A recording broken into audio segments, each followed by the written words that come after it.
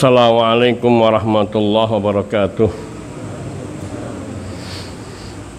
Alhamdulillahil azizil hakim alladzi khalaqal insana fi ahsani taqwim wa asbagha ala khalqihi ni'ama zahirata wal batinah falahu ni'matu wa lahul fadlu wa lahu tsana'ul hasan tabaraka rabbuna syakurul halim. Ahmadu Rabbi wa ashkuruhu ala alaihi wa fadlihi al-azim wa ashhadu an la ilaha illallah wahdahu la syarika lahul ghafurur rahim wa ashhadu anna nabiyyana wa sayyidana Muhammadan abduhu wa rasulul mab'utsu bikulli khuluqin karim. Allahumma salli wa sallim wa barik ala abdika wa rasulika Muhammadin wa ala alihi wa sahbihi dzawil manhajil qawim.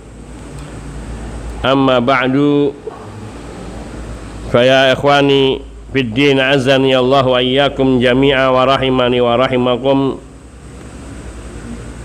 Fattaqullaha haqqat taqwa, fataqwallahi hisnun hasinun min kulli syururi wal muhlikat wa sababun li bulughi a'la darajatil jannati was sa'adati wal falahi fil hayati wa ba'dal mamat.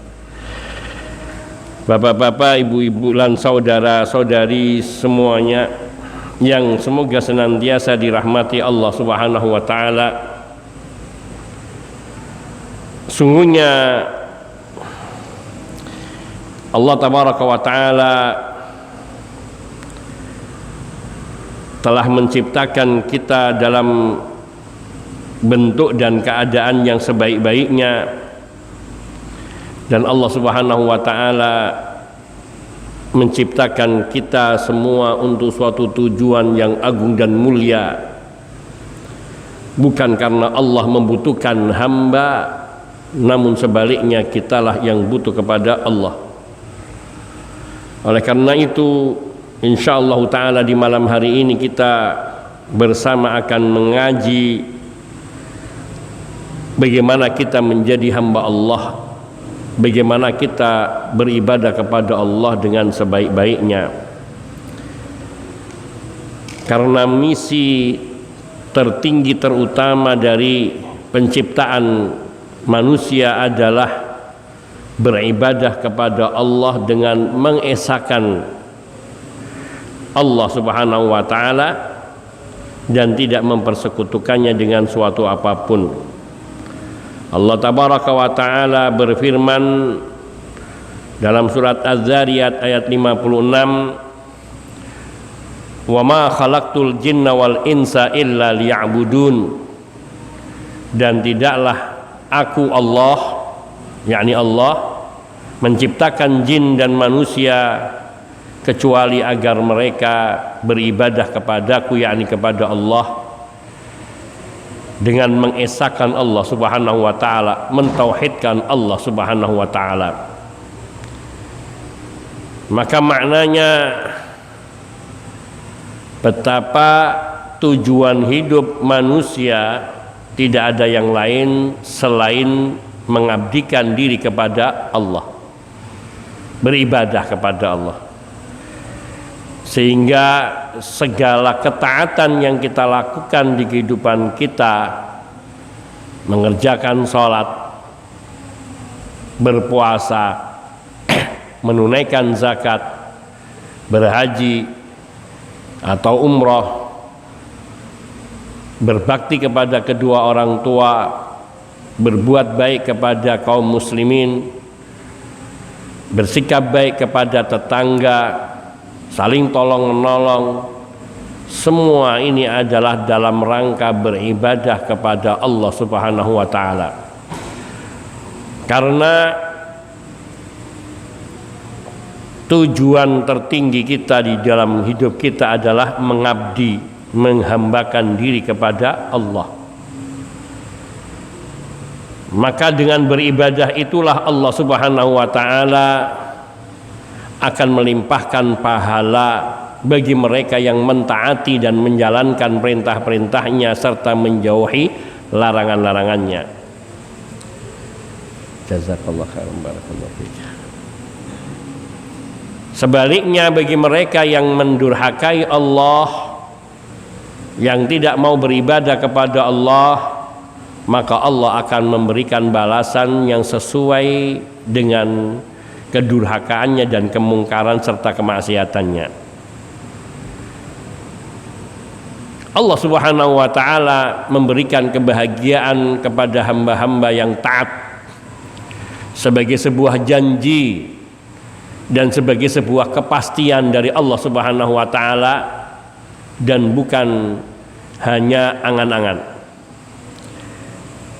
Dan Allah Subhanahu wa ta'ala sebaliknya akan memberikan penderitaan dan menimpakan kesengsaraan bagi yang durhaka kepada Allah, yang berpaling dari tujuan diciptakannya manusia. Allah Subhanahu wa ta'ala memberi apa yang Allah kehendaki kepada siapa saja yang Allah kehendaki dari hamba-hambanya, baik yang taat maupun yang durhaka. Akan tetapi pemberian Allah kepada orang-orang yang taat adalah sebuah bentuk rahmat dan ridha. Sedangkan pemberian Allah kepada hamba-hamba yang durhaka dan bermaksiat kepada Allah, maka itu adalah istidraj, yaitu pelimpahan dan pemberian yang berlimpah, namun dengan ancaman penangguhan siksa dan hukuman di waktu yang telah ditentukan oleh Allah Subhanahu wa ta'ala. Maka barang siapa yang benar-benar merealisasikan ibadah kepada Allah, mewujudkan ketaatannya, kepatuhannya dan penghambaannya kepada Allah Subhanahu wa ta'ala, ia akan memperoleh keberuntungan dengan segala kebaikan yang telah dijanjikan oleh Allah Azza wa Jalla. Sebaliknya, orang yang ia mengabaikan perintah ibadah kepada Allah, dia akan menyesal, dia akan rugi, dan sungguh ia akan diletakkan di tempat yang paling rendah karena sebab dosa-dosa dan kemaksiatannya kepada Allah. Ini global dari tujuan diciptakannya manusia. Maka tidak layak kita beribadah kepada Allah dengan niat semata-mata supaya hidup di dunia ini berlimpah ruah, nikmat, senang, berlimpah harta. Karena itu bukan kewajiban dan tujuan kita, namun itu janji dari Allah. Artinya ketika kita beribadah kepada Allah, tujuan tertingginya adalah mendapatkan ridha Allah Subhanahu wa ta'ala. Dan Allah berjanji, dan janji Allah pasti. Famanittaba'a hudaya fala yadillu wala yashqa. Barang siapa yang mengikuti petunjukku, maka niscaya ia tidak akan tersesat di kehidupan dunia ini, dan dia tidak akan sengsara di akhirat nanti. Maka teguhkan dan niatkan diri kita di dalam beribadah semata-mata untuk mengabdi kepada Allah Subhanahu wa ta'ala. Karena sungguhnya orang-orang yang mereka beribadah kepada Allah untuk menginginkan balasan duniawi semata, maka dia tidak akan mendapatkan balasan apapun di kehidupan akhiratnya. Fama lahum fil akhirati min khalaq. Maka orang-orang yang seperti ini, yang menginginkan kehidupan dunia dan perhiasannya, mereka ini akan diberi balasan yang penuh oleh Allah di dunia dengan kesenangan-kesenangan. Namun dia tidak akan mendapatkan balasan apapun di kehidupan akhiratnya karena salah niat. Maka kita sebagai hamba Allah, anak dari Nabi Adam alaihissalam, kita diperintahkan untuk merenungi dari awal penciptaan diri kita sampai dengan akhir hayat kita. Kita dituntut untuk merenungi, menghayati bagaimana perjalanan manusia dari awal dia diciptakan sampai dengan keadaan terakhirnya, fase terakhirnya di kehidupan dunia ini, yaitu ketika dia dijemput oleh kematian dan ketika dia akan berhadapan dengan para malaikat yang akan datang di alam barzah pada setiap orang yang memasuki alam barzah setelah meninggalkan dunia, sampai nanti manusia itu akan dibangkitkan dari kuburnya dan bagaimana nasib setiap individu di akhiratnya, siapa yang mendapatkan keberuntungan dengan ampunan dan surga dan siapa yang akan mendapatkan siksaan baik yang sementara maupun yang kekal. Agar kita mengetahui bahwa Allah Tabaraka wa Ta'ala tidaklah menciptakan kita di dunia ini untuk suatu yang sia-sia belaka, tidak mengandung satu hikmah dan tidak ada kepentingan yang bermanfaat bagi diri manusia itu sendiri. Adapun bagi Allah, maka Allah tidak membutuhkan apapun dari manusia, namun Allah memberikan ketetapan-ketetapan yang akan memberikan kebaikan bagi manusia bila manusia itu mematuhi dan mentaatinya. Allah Tabaraka wa Ta'ala berfirman di dalam surat Al-Qiyamah ayat 36, ayahsabul insanu ayyutraka suda.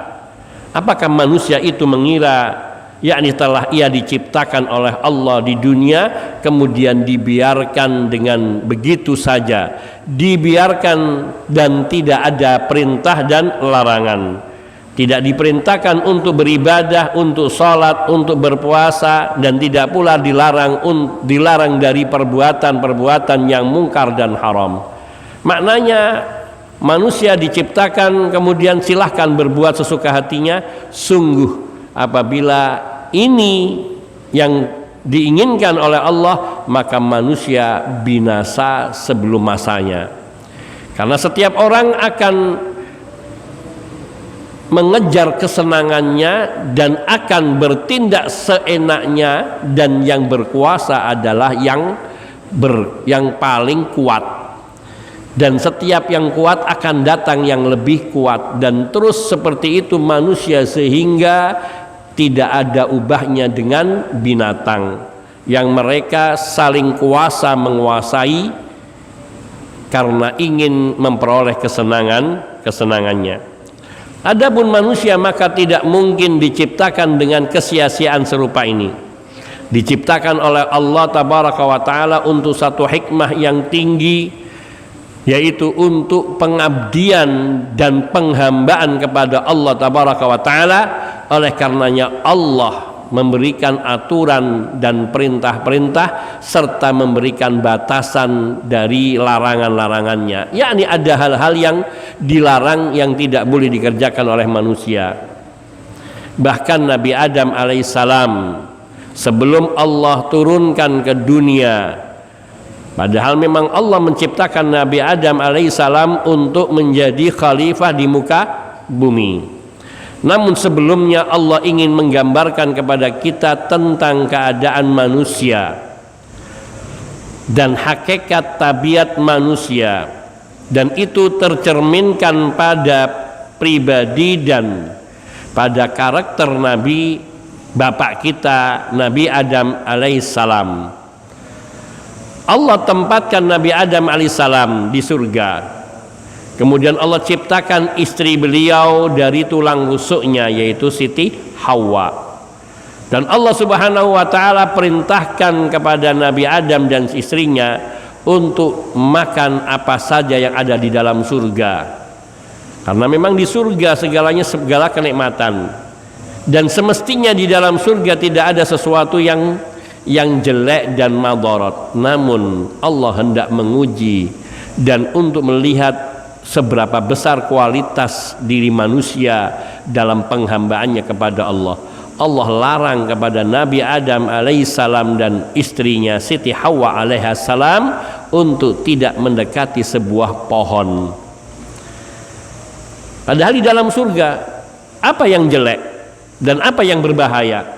Padahal setiap larangan itu mengandung bahaya. Maka bahayanya di sini bukan pohon itu sendiri, namun bahayanya adalah ketika melanggar dari ketetapan larangan Allah Subhanahu wa ta'ala. Ini menandakan bahwa manusia memiliki tabiat dari awalnya, yaitu dorongan kecenderungan mudah ditipu oleh iblis. Karena siapa yang menjatuhkan Nabi Adam alaihissalam kepada pelanggaran ini? Iblis. Dia yang dengki, iri karena tidak diistimewakan oleh Allah, justru Allah mengistimewakan, yaitu makhluknya yang baru, yang bahkan dipandang oleh iblis sebagai makhluk yang rendah karena tercipta dari saripati tanah. Sementara iblis merasa dirinya lebih istimewa, lebih tinggi karena diciptakan dari saripati api atau dari inti api. Padahal ini hanyalah prasangka iblis. Hakikatnya tanah dan api semuanya adalah ciptaan Allah dan tidak ada yang lebih istimewa.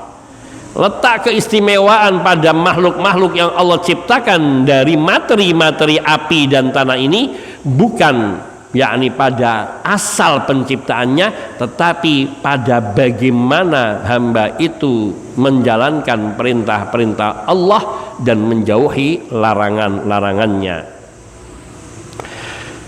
Di sini iblis tidak terima, dengki, sombong, angkuh, bahkan ia tidak menyadari bahwa diperintahkannya para malaikat yang termasuk di dalamnya iblis yang saat itu tersisa dari umat sebelum umat manusia, yaitu bangsa jin yang tersisa dari iblis ini, yang tinggal bersama malaikat karena dipandang pernah ikut berjasa di dalam menumpas yakni kejahatan makhluk di bumi ketika dihuni oleh bangsa jin. Maka Allah istimewakan iblis dengan tinggal bersama dengan para malaikat.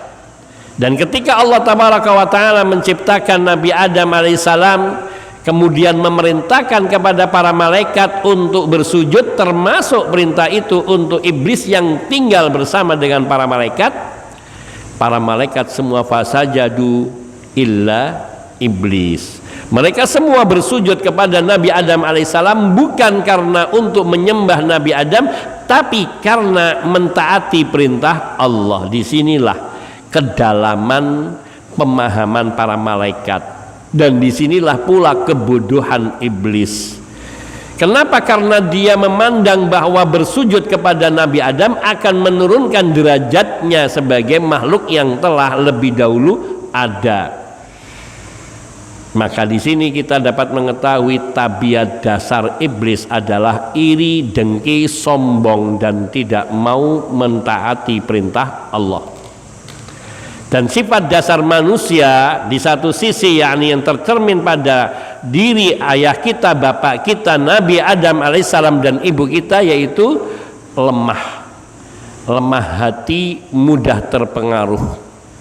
Pada awalnya ketika iblis itu memberikan yakni rayuan-rayuan untuk menjatuhkan Nabi Adam dan Siti Hawa untuk memakan buah dari pohon yang dilarang oleh Allah untuk didekati, fala taqraba hadhihi syajarata fatakuna minadh dhalimin.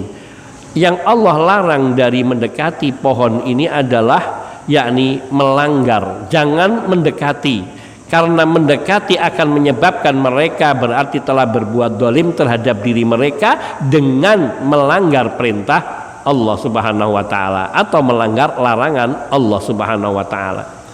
Karena hakikatnya larangan Allah adalah sebagai ujian. Sebagaimana hal ini juga perintah-perintah agama dan larangan-larangan agama semuanya adalah ujian untuk menunjukkan, menguji manusia, ayyuhum ahsanu amala, siapakah di antara mereka yang paling baik amalannya, yang paling menghambakan dirinya kepada Allah Subhanahu wa ta'ala, siapakah yang ia menundukkan dirinya untuk taat beribadah kepada Allah, bukan tunduk kepada selain Allah Subhanahu wa ta'ala. Ini sifat dasar yang ada pada diri manusia, yakni hakikatnya Nabi Adam alaihissalam telah diingatkan oleh Allah dan telah diperintahkan oleh Allah untuk tidak mendekati pohon yang terlarang ini.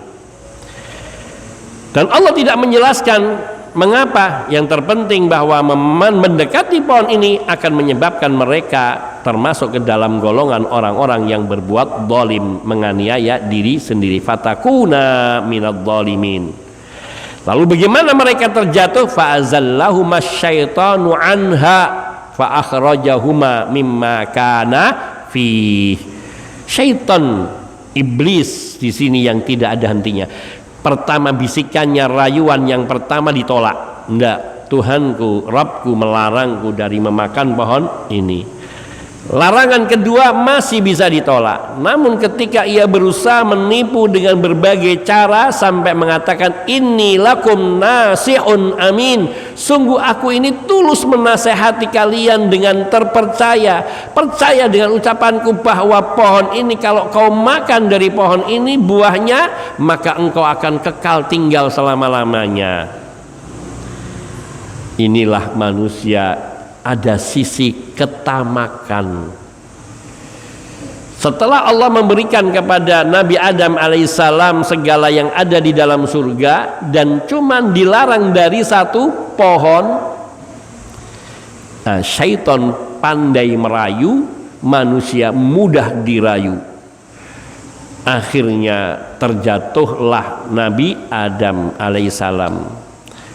Nah, ini cerita panjang tentang hikmah mengapa Allah Subhanahu wa ta'ala menempatkan Nabi Adam di surga sebelum akhirnya menurunkan ke dunia. Padahal memang Allah di awal berfirman kepada para malaikat mengatakan apa?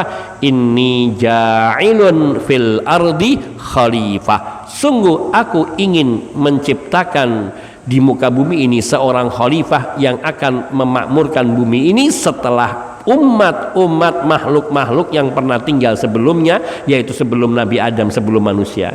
Maknanya bahwa Nabi Adam pasti akan diturunkan ke dunia.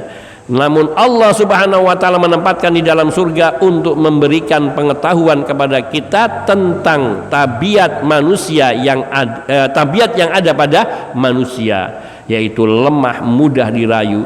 Namun kemudian Allah membuka pintu taubat bagi hamba-hambanya, dan Allah membimbing Nabi Adam dan Siti Hawa untuk bertaubat dan meminta ampun kepada Allah Subhanahu wa ta'ala, sampai akhirnya Allah menurunkan mereka termasuk bangsa iblis, bangsa jin iblis itu diturunkan ke dunia.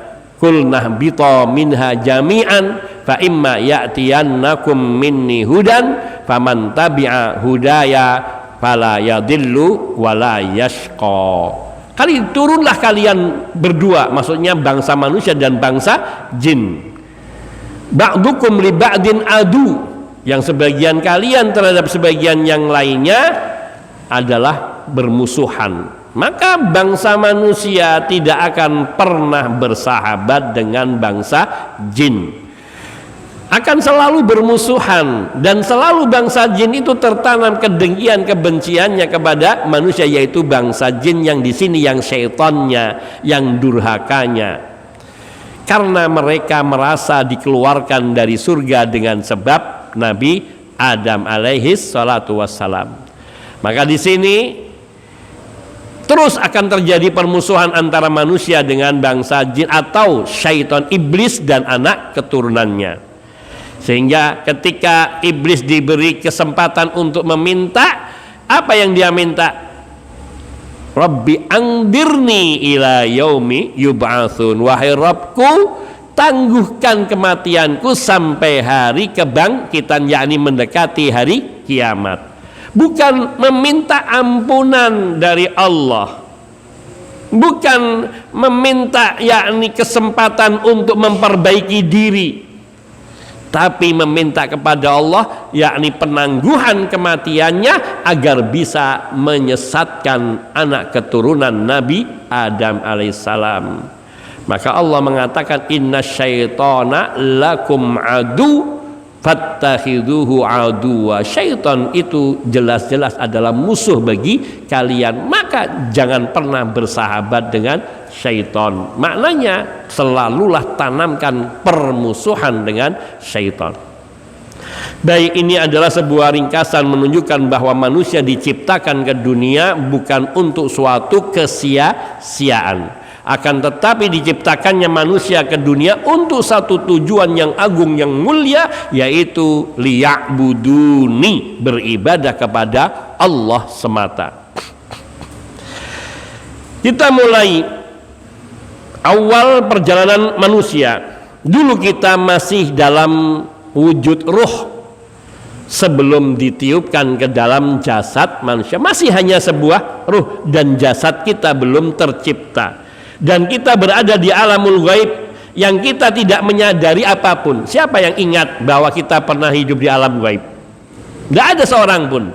Akan tetapi benar-benar kita pernah tinggal di alam gaib yang bahkan Allah meminta kesaksian dari semua ruh. Alastu bi rabbikum qalu bala syahidna. Bukankah aku Rabb kalian, kata Allah Subhanahu wa taala kepada kita semua ketika kita di alamul arwah. Alastu bi rabbikum, bukankah aku Rabb kalian yang menciptakan kalian, yang berhak kalian ibadahi? Dan kita serempak bersaksi, bala syahidna, benar kami bersaksi engkaulah Rabb kami yang menciptakan kami dan Tuhan yang patut untuk yang harus kami sembah dengan esa, dengan tauhid. Itu sebelum kita keluar dari alam arwah.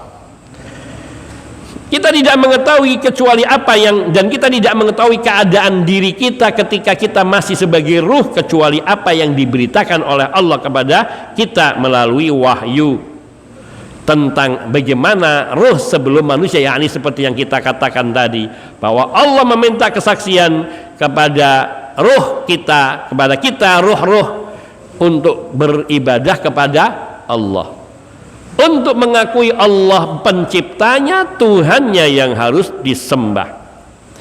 Lihat, ini misi utama, misi tertinggi. Sehingga seperti yang di dalam surat Az-Zariyat ayat 56 bahwa Allah mengatakan wa ma khalaqtul jinna wal insa illa liya'buduni. Tidaklah aku ciptakan jin dan manusia selain tujuannya agar menyembahku, yakni menyembah Allah tabaraka wa taala semata.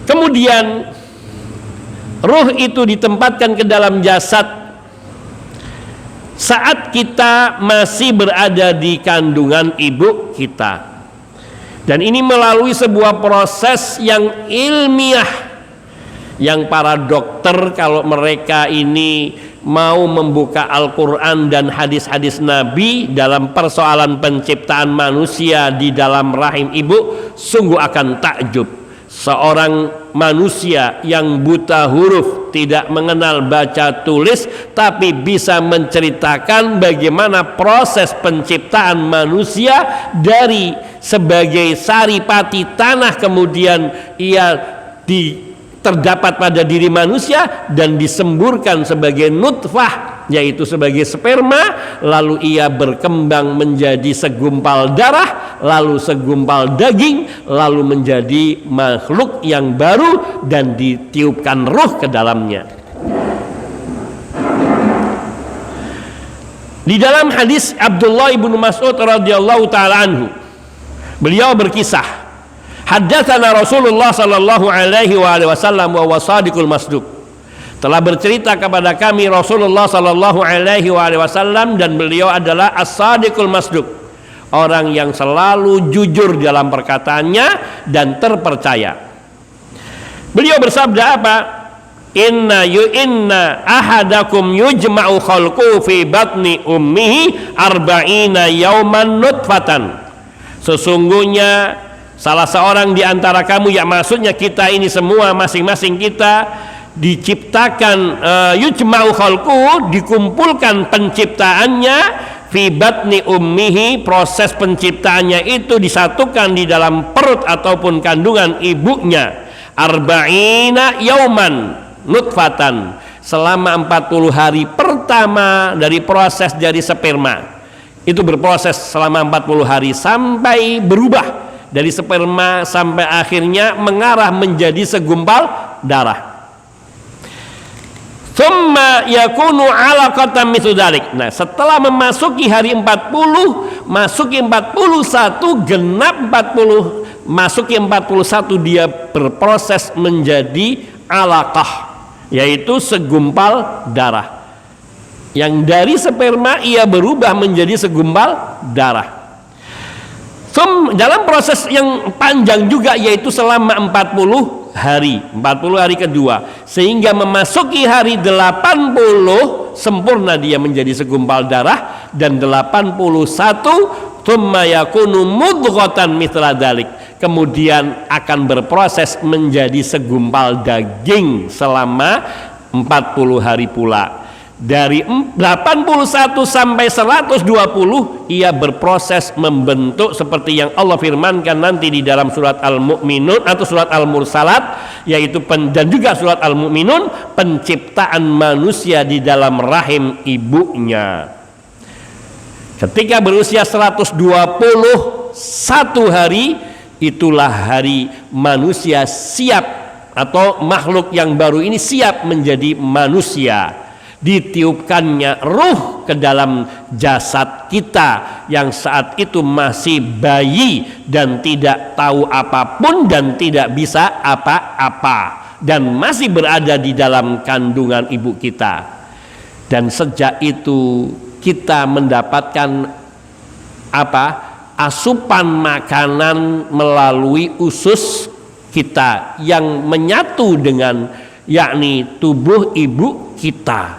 Dan makanan itu yang masuk ke dalam mulut ibu kita itu dengan izin Allah dan kemahabesaran Allah, Allah pilah dan Allah bagi mana yang akan menjadi asupan air susu yang kemudian, atau asupan makanan yang diasup oleh kita ketika itu, dan mana yang akan menjadi asupan bagi diri ibu kita.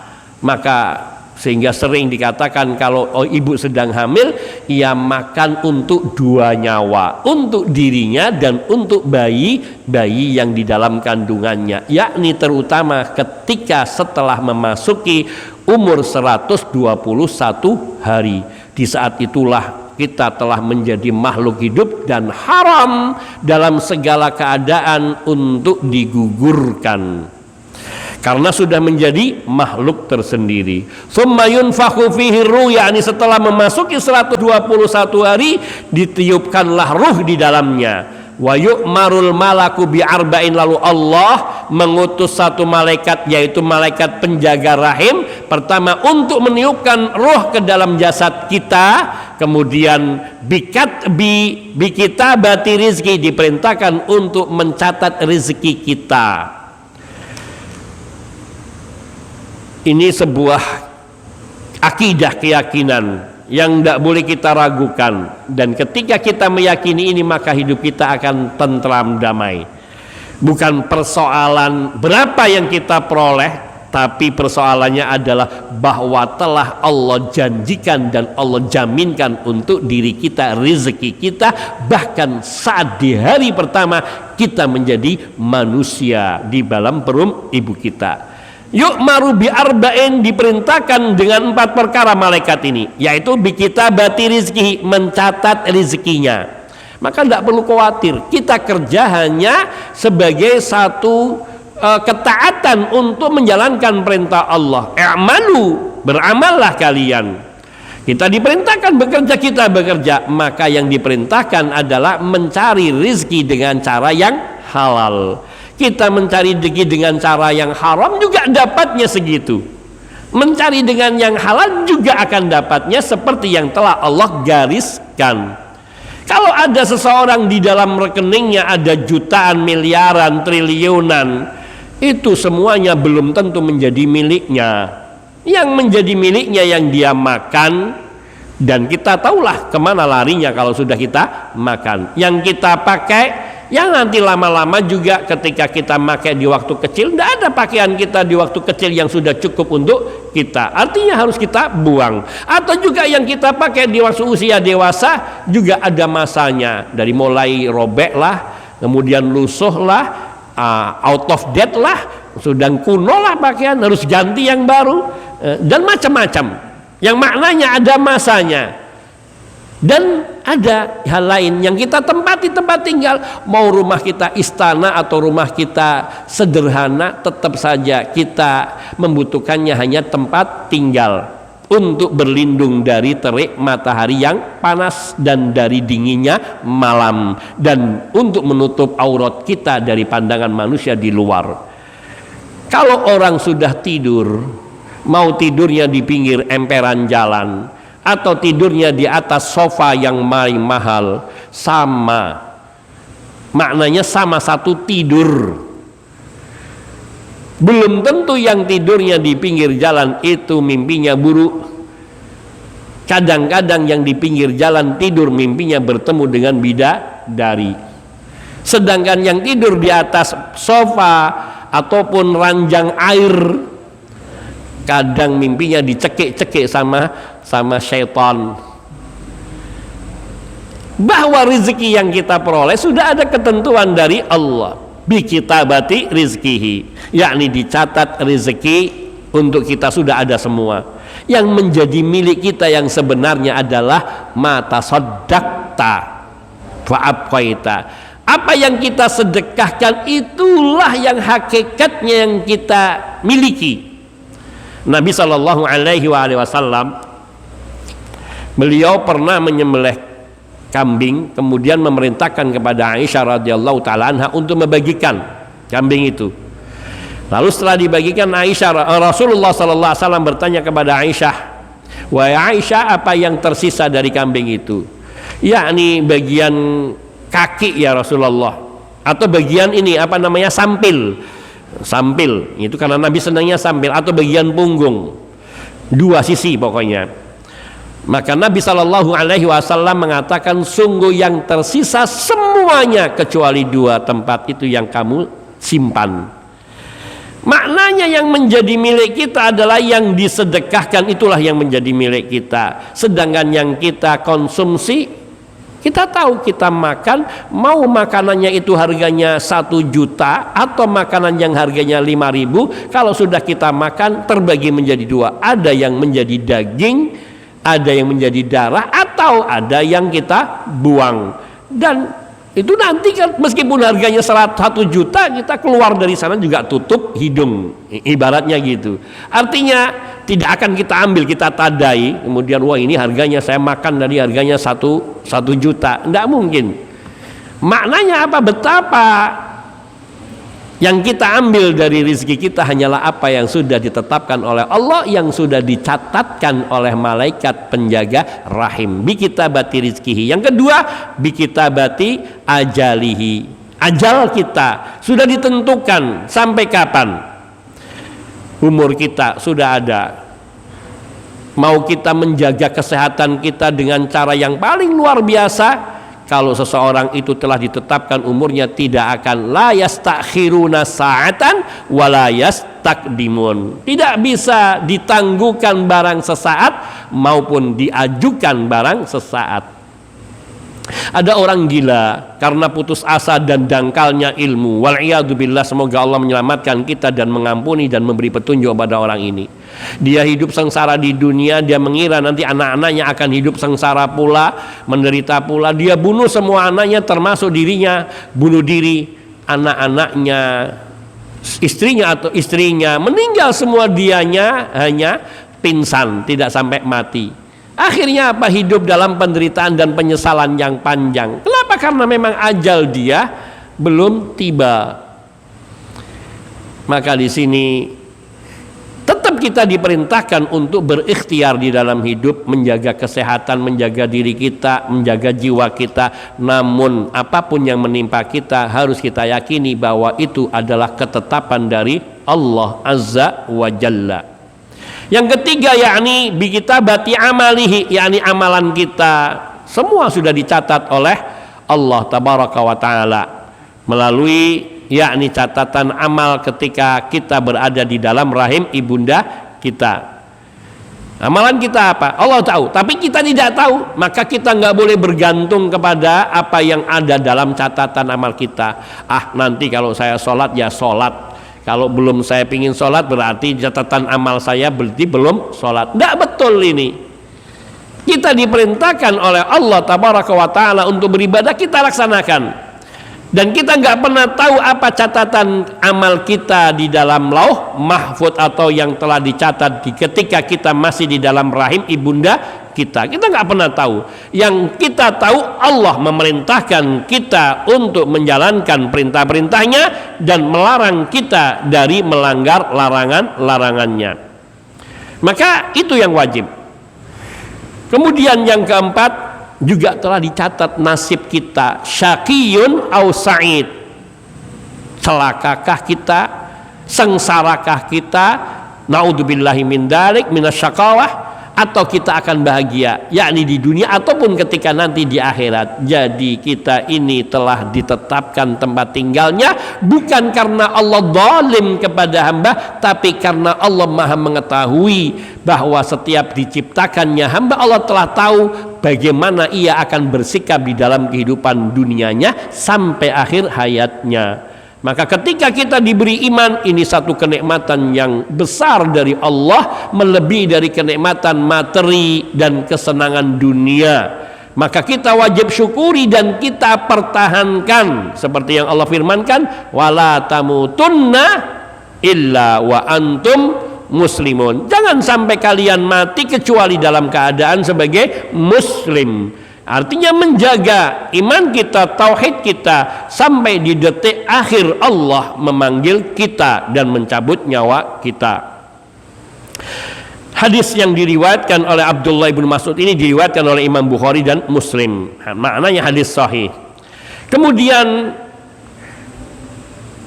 kita ini tinggal di rahim ibu kita untuk masa yang telah ditentukan oleh Allah Subhanahu wa Ta'ala, yakni dari usia 121 hari sampai masa yang ditentukan, bisa 9 bulan persis, bisa kurang dari 9 bulan, bisa lebih dari 9 bulan. Maknanya tentu Allah yang Maha mengetahui. Kalau kemudian ada orang yang mengatakan saya ingin memprogram bayi saya supaya lahirnya nanti tanggal 17 Agustus, mungkin bisa ketika dia usia kandungannya masih 7 bulan, sudah datang 17 Agustus minta disesar, dioperasi. Tapi tidak jaminan dia akan hidup atau tidak. Dan itulah ketentuannya, seandainya dia tidak sesar pun dia akan lahir tepat pada tanggal 17 Agustus. Sehingga manusia itu muyassarun lima khuliqalau, dia akan dibimbing untuk sampai kepada takdirnya.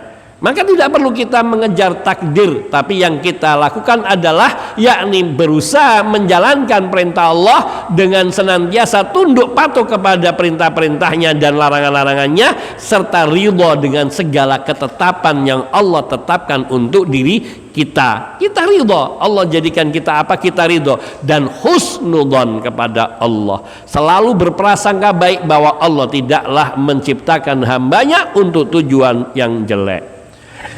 Allah Tabaraka wa Ta'ala berfirman di dalam surat Al-Mursalat, alam nakhluqkum mim ma'in mahin, bukankah kami menciptakan kamu wahai manusia dari air yang hina, yaitu air mani. Faja'alnahu fi qararim makin, lalu kami menjadikan air mani itu yakni di tempat yang kokoh kuat, yaitu di dalam rahim ibu kita, ila qadarim maklum, untuk satu masa tertentu yang telah ditetapkan oleh Allah Subhanahu wa Ta'ala, masa yang telah diketahui. Faqadarna, maka kami tentukan takdir masing-masing dari hamba sejak dari rahim.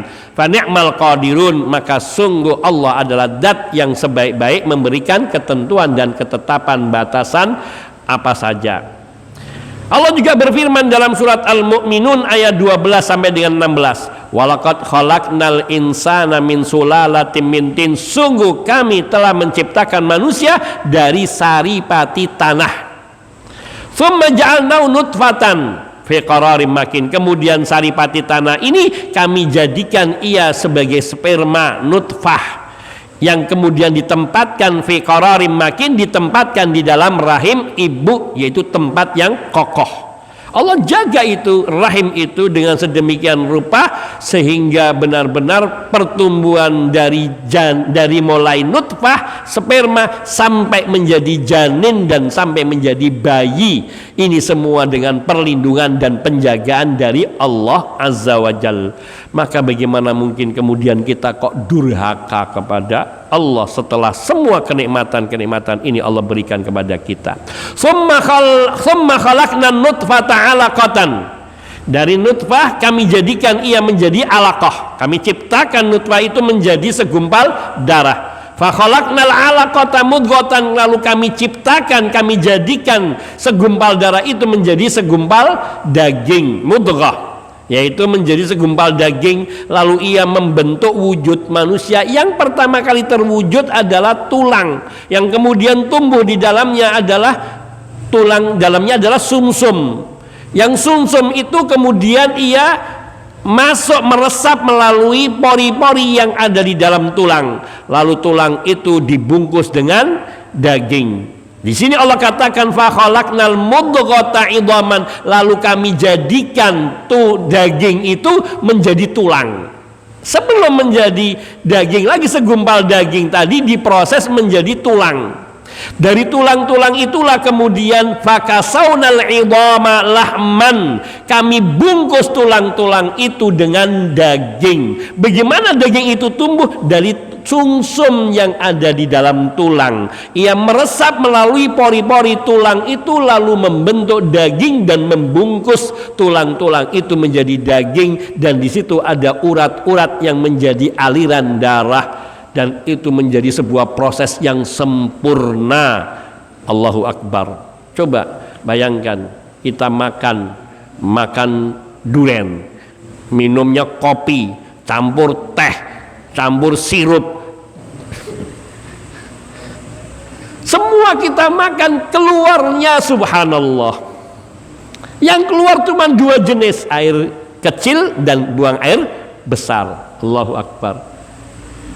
Lalu yang lainnya menjadi gizi dalam tubuh kita. Ada yang membuat perut kita menjadi buncit, ada yang menjadi badannya keker, ada yang menjadi tinggi. Allahu Akbar. Siapa yang mampu menciptakan yang serupa ini? Manusia secanggih apapun menciptakan robot, makhluk-makhluk yang tidak hidup seolah-olah hidup, meskipun mirip seperti sekarang dibikin dengan karet sintetis atau apa itu yang sehingga bisa membuat operasi membuat robot-robot itu wujudnya seperti manusia, tapi dia bukan makhluk hidup, dia tetap makhluk mati, robot.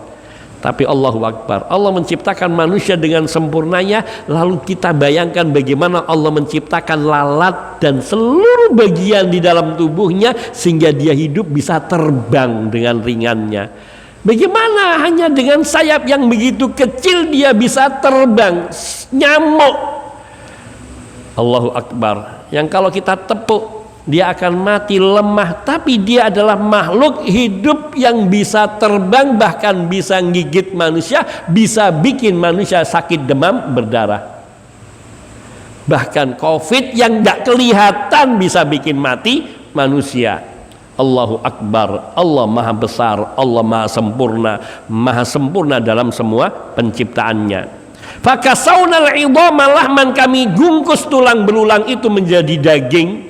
Jadi dibungkus dengan daging. Tsumma ansha'nahu khalqan akhar, kemudian kami jadikan menjadi makhluk yang baru, yaitu dari semuanya hanya nutfah, kemudian janin, lalu menjadi bayi, yaitu dengan ditiupkan ruh di dalamnya. Fatabarakallahu ahsanul khaliqin, maka maha sucilah Allah sebaik-baik pencipta, sebaik-baik pencipta. Tsumma innakum ba'da dzalika lamayitun, kemudian manusia dilahirkan, dan setelah dilahirkan dalam posisi hidup atau meninggal dunia, tapi dia sudah hidup di dalam rahim untuk waktu tertentu.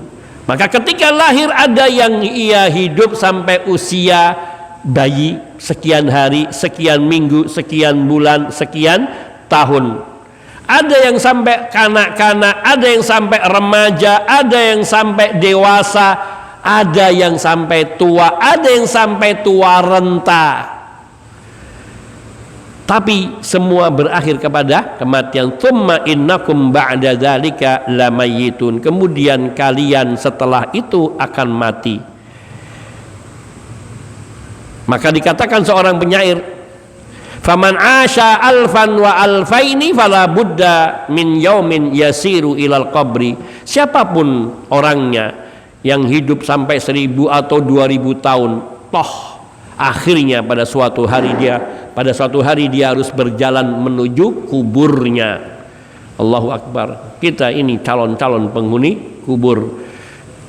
Kita ini semua pasti akan kembali kepada Allah. Maka merenungi penciptaan diri kita dan merenungi tujuan diciptakannya kita, maka akan menjadi pendorong, penyemangat bagi diri kita untuk memperbaiki iman dan amal perbuatan kita, agar kita bisa bersiap-siap menghadap Allah Subhanahu wa ta'ala. Sungguh orang-orang yang baik telah banyak yang diambil oleh Allah. Demikian juga banyak orang-orang yang jelek juga dibiarkan hidup panjang lama di dunia ini. Meskipun ada di antara mereka yang juga telah dimatikan oleh Allah. Dan itu semua sebagai ujian kepada kita, sebagaimana Allah dahulu menguji Nabi Adam alaihissalam dengan iblis. Maka juga Allah menguji kita sebagai anak keturunan Nabi Adam dengan anak keturunan iblis.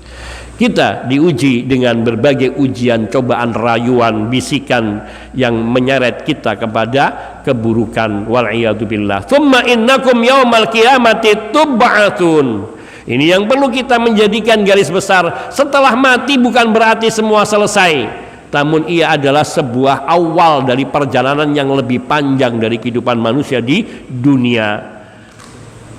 Tsumma innakum ba'da dzalika Tsumma innakum yaumal qiyamati tub'atsun. Kemudian kalian nanti pada hari kiamat akan dibangkitkan.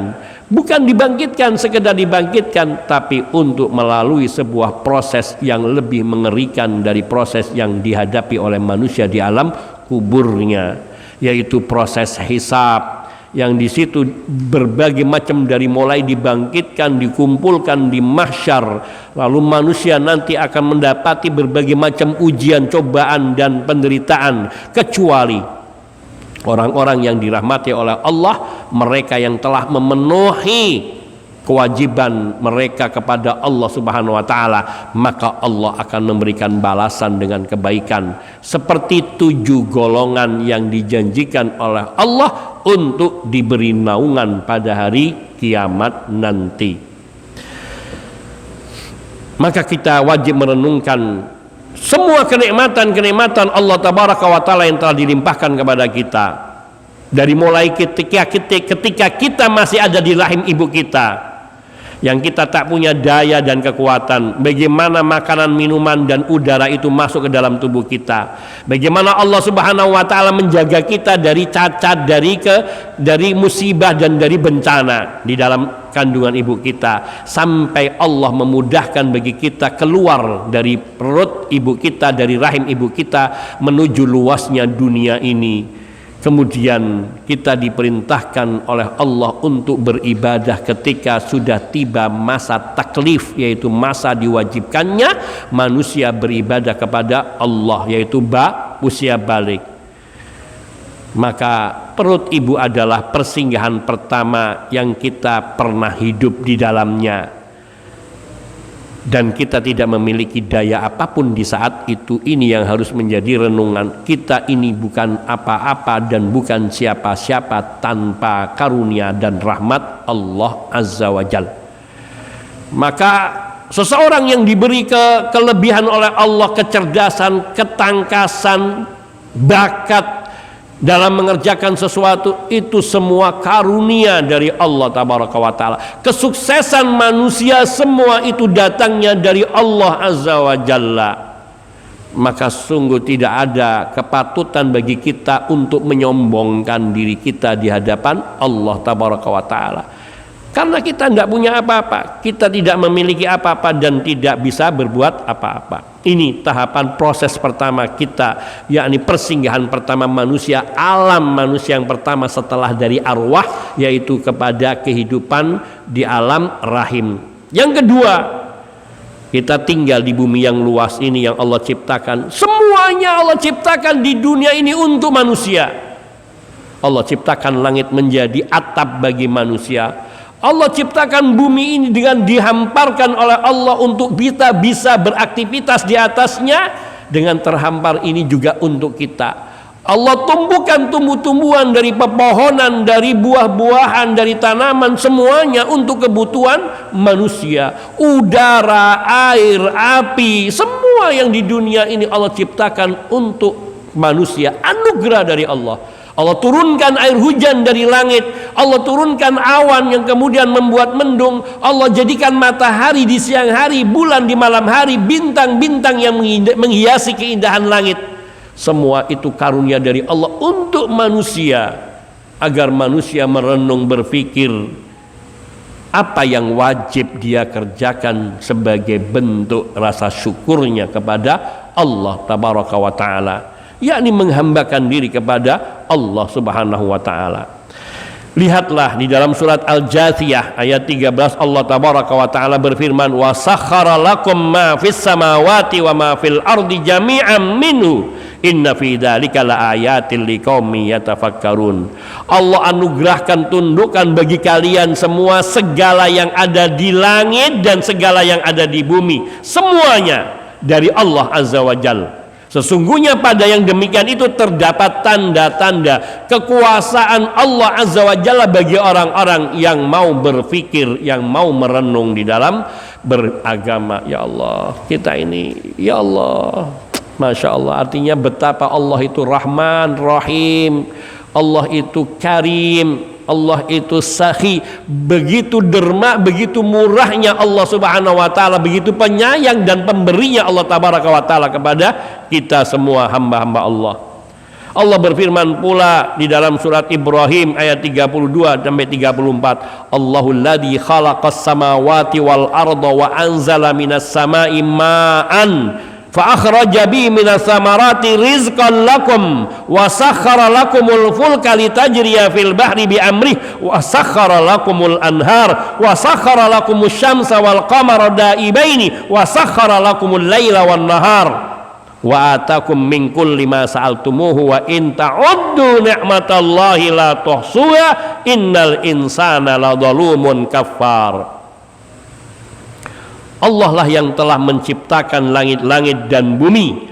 Allah lah yang telah menurunkan dari langit ini air hujan, yang dari air hujan itu kemudian Allah tumbuhkan buah-buahan, yakni dari air itu kemudian air menjadi subur, tanah itu menjadi subur karena kena air, lalu Allah berikan benih-benih yang tidak tahu datangnya dari mana dan bagaimana itu berproses sehingga tumbuh pohon-pohon yang berbuah, dan buahan itu bermanfaat bagi manusia. Pohon durian, pohon mangga, pohon pepaya, pohon semangka, pohon nangka, pohon delima, pohon yang begitu banyak beraneka ragam dengan beraneka rasa, yang semua itu Allah berikan sebagai karunia Allah dari manusia, yakni melalui air hujan yang Allah turunkan dari langit, yang daripadanya Allah tumbuhkan tumbuh-tumbuhan yang kemudian membuahkan buah-buahan. Rizqan lakum, semua itu rezeki untuk kalian, kata Allah.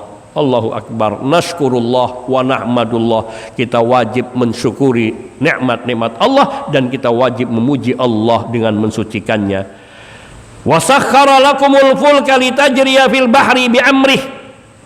Allah juga ciptakan kapal untuk bisa berjalan sesuai yang kita inginkan di lautan. Allahu Akbar.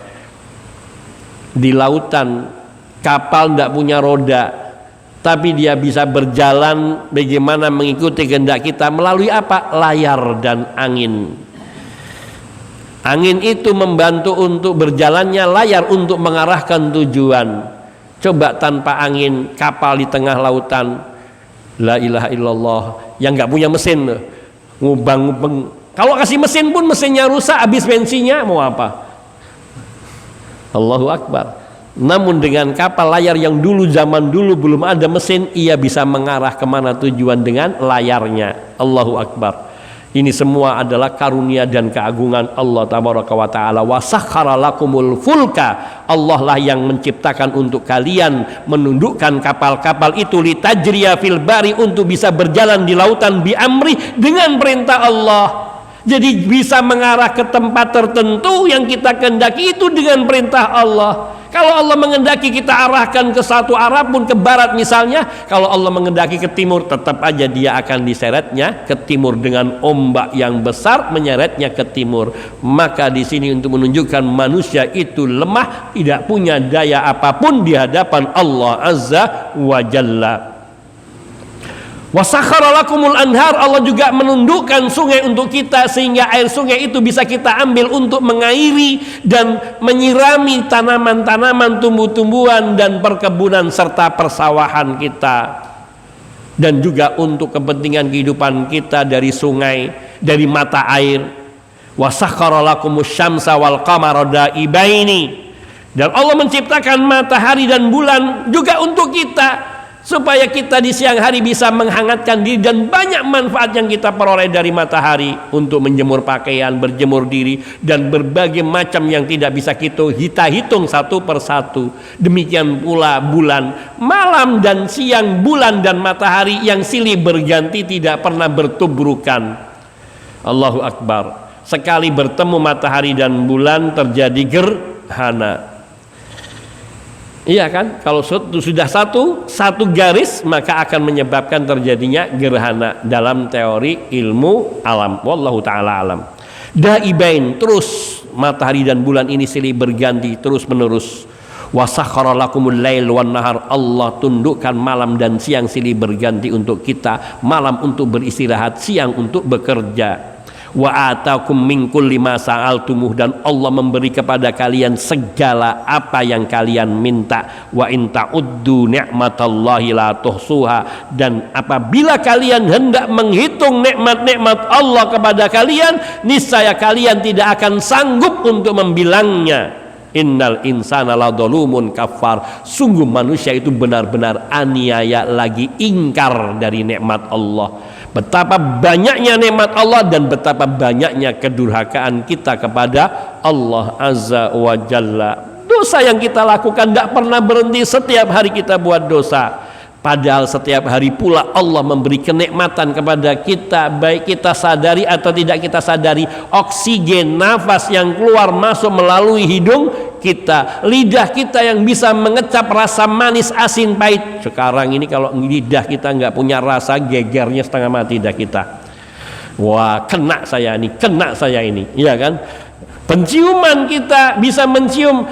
Kalau dulu kan nggak suka kalau mencium bau nggak enak, tapi sekarang kalau bisa mencium bau nggak enak, mengucapkan alhamdulillah, saya negatif. Allahu Akbar. Artinya apa? Betapa mahalnya karunia kenikmatan ini yang tidak kita sadari. Ya Allah, dicabut rasa lidah kita, lidah perasa kita dicabut. Ya Allah, makan semuanya tawar nggak enak. Minum teh ya tawar, teh manis ya tawar, minum madu ya tawar, la ilaha illallah. Makan garam juga tawar terasanya. Naudzubillah min dzalik. Ini dicabut satu kenikmatan. Yang ini menunjukkan betapa kita setiap hari 24 jam tidak pernah luput dari nikmat-nikmat yang Allah berikan kepada kita. Wa in ta'uddu ni'matallahi la tuhsuha. Kalau kita berusaha menghitung nikmat Allah, maka kita tidak akan pernah mampu. Maka innal insana ladzalumun kafar. Pantaslah kalau Allah mengatakan manusia itu sangat zalim, mendolimi diri kita, nggak memenuhi hak-hak kita di hadapan Allah, yaitu dengan mentaati Allah, dan kafar yaitu tidak bersyukur kepada Allah. Dan yang terakhir firman Allah Subhanahu wa taala surat Al-Mu'minun ayat 21, Allah berfirman, wa innalakum fil an'ami la'ibratan nusqikum mimma fi butuniha walakum fiha manafi'u katsiratun wa minha ta'kulun. Dan sungguhnya pada binatang ternak itu terdapat pelajaran penting bagi kalian. La ibrah, ada pelajaran penting. Nusqikum mimma fi butunia, lihat binatang ternak itu kami beri minum kepada kalian dari perutnya. Air susu sapi, air susu kambing etawa, air susu unta, air susu kerbau, air susu kuda. Semua itu memberikan kenikmatan kepada manusia, gizi yang baik. Allahu Akbar. Makannya pada rumput, kalau kita suruh makan rumput juga nggak bakal mau. Iya kan? Kuda dikasih dedek campur rumput, mau nggak kita? Kambing diambilkan itu rumput yang sudah kering, disodorkan, dimakan, tapi dagingnya kita doyan, air susunya kita doyan. Allahu Akbar. Bagaimana sesuatu yang tidak kita doyan di proses awalnya tapi kita suka. Tapi coba makanan kita, dari makanan yang mewah kita makan, kalau sudah kita buang, mau nggak kita ngambil makan lagi? Meskipun harganya mahal, tentu kita tidak mau. Subhanallah, Allah itu maha agung dan maha sempurna. Nggak ada habisnya kita memuji Allah ketika kita merenungi kenikmatan-kenikmatan Allah Azza wa Jalla. Di sini dah letaknya. Ketika kita tahu bagaimana keagungan Allah dan rahmat Allah kepada kita, apa yang harus kita lakukan? Menghambakan diri kepada Allah dengan tidak menyekutukan penghambaan kita kepada selain Allah. Jangan pernah berlindung kepada selain Allah, jangan pernah meminta kepada selain Allah, jangan pernah bergantung kepada selain Allah.